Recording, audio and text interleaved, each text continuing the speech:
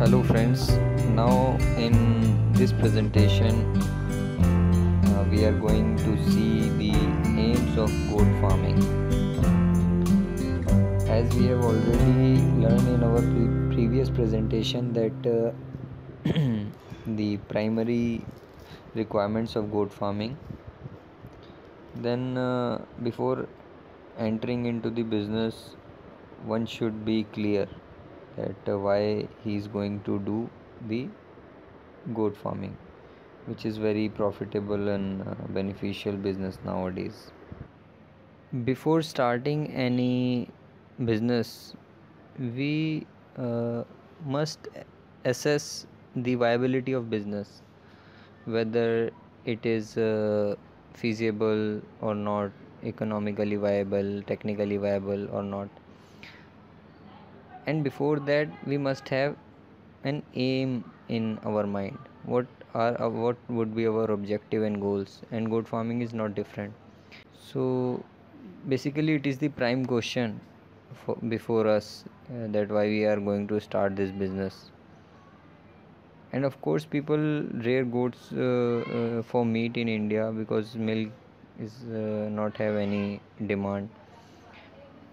And in this presentation we will see that how we should start goat farming and what should be our goals and aims which we need to achieve to make this business viable and sustainable.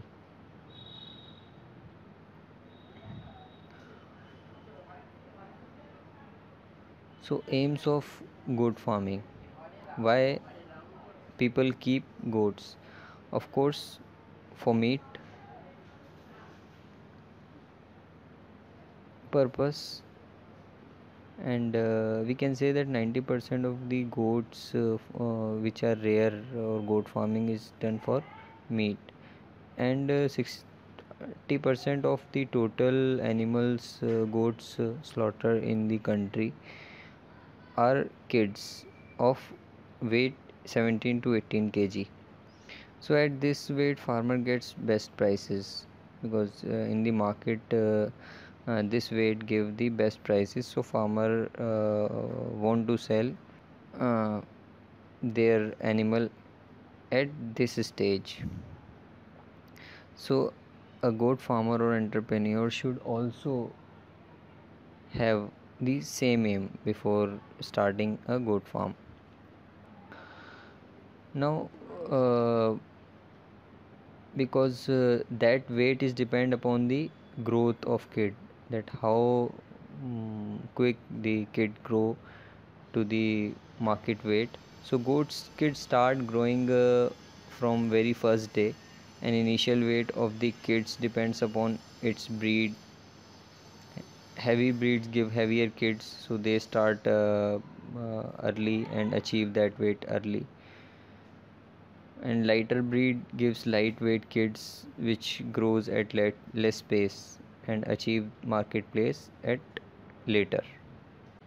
Standard goat breed and its selection.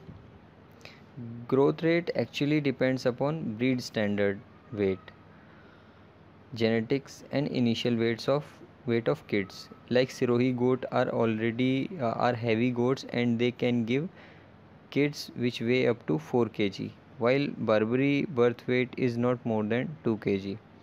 So as I told you that heavier goats, Sirohi is heavier goat and it give heavy kid, and Barbary is a small breed and or moderate breed and give birth to the lighter weight kid. Now regarding of growth curve, after maximum growth phase, kids feeding efficiency decreases drastically, and in that they would eat more but they gain less weight in that period. At this time feeding would become costly and return on investment reduces, so feed extensively as recommended in early phase of the life. okay, so that they achieve market weight as early as possible.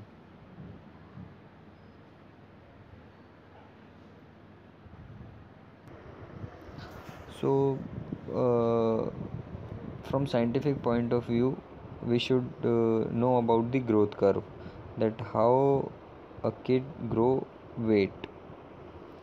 In this research paper, the Gompertz model, statistical model, was best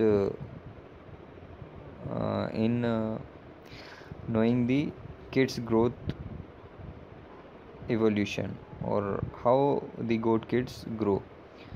The crossbreeding allowed a better growth kinetic with respect to indigenous kids.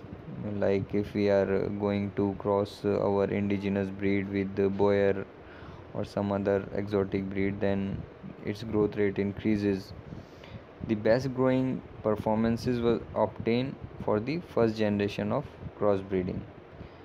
So, how growth curve is important? You see, there are different breeds given here, and the growth curve is almost same for all the breeds. Now, growth is reached to the plateau. It means the weight will not increase with time. However, whatever feed you will give after a particular time, the growth will not increase much. So, at this stage, we are feeding the kids and they are growing, they are gaining weight.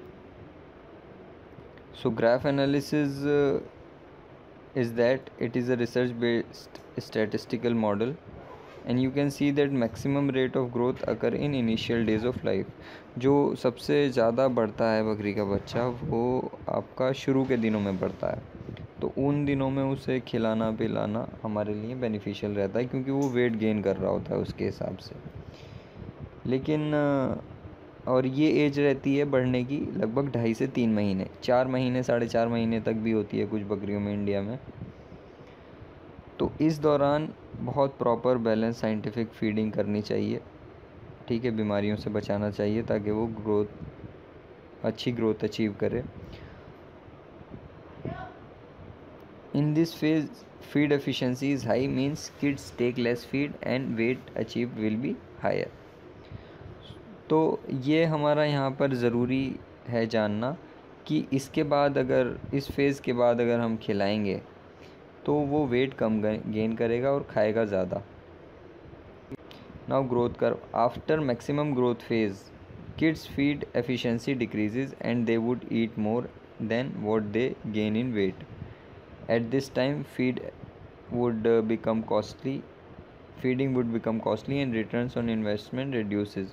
So feed extensively as recommended in early phase so that they achieve market weight 17 to 18 kg as early as possible, क्योंकि हमें बेचना ही उस wait पर है, तो उस wait को हम जितना जल्दी अचीव कर लेंगे उतना जल्दी हम मार्केट में अपने किड्स को बेच पाएंगे, उतना जल्दी पैसा सर्कुलेट करेगा तो प्रॉफिट्स बढ़ेंगे।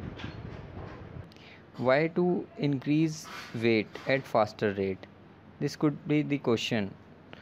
Farm has fixed space, and we have to continuously sell the excess animal in order to maintain farm and to remain money in circulation. And each goat have capacity to give 2 kiddings in a year at maximum. So at every 6 months we should sell one lot of kids before arrival of new lot, but this lot should gain market weight in that particular time frame of 6 months, otherwise best rate would not be achieved. And if we get this market weight 17 to 18 kg before 6 months, then we should sell at that time. So our target is 17 to 18 kg. That is the aim of goat farming. So keeping above points which we have discussed in mind, we realize the importance of breed selection. So breed selection should be on the basis of farm objective. That is the higher weight gain or optimum weight gain of our kids. So objective either festival purpose or regular slaughter for retail market. For festival purpose, we can keep Jamnapari, Soja, Totapari, which are good in looks but poor in their growth, or not as good as Sirohi breed, which have a decent average daily weight gain, which goes up to 150 gram per day of gain average in case of Sirohi breed. Sirohi breed is good for regular meat purpose in retail market. And Burberry is also good as its fecundity, means kids per kidding is high. They give 2 to 3 kids in a year in per kidding. So our main aim is to achieve market weight which is 17 to 18 kg within 5 months and sell it into the market directly. Now comparison of Burberry and Sirohi goats. This graph is very beneficial if you understand this. Now see that this is the initial birth weight of the kid of Sirohi, which is nearly 3 kg, 2.9 kg, and here it is the weight of Burberry kid, which is 1.75, 1.8 kg at the time of birth. So when the base weight is higher, that is 2.9, then Sirohi goats from start from the higher base, so naturally its weight gain will be more than the Burberry kid. In any case, like if you are not feeding properly, if they are having disease conditions, if the condition remains same, then Sirohi always outperform the Burberry kids. But in case of Burberry, fecundity is high. Fecundity means their number of kids born per Burberry goat are higher, like they usually give 2 kids, I mean 1.65 is kidding rate, and in Sirohi 1.3.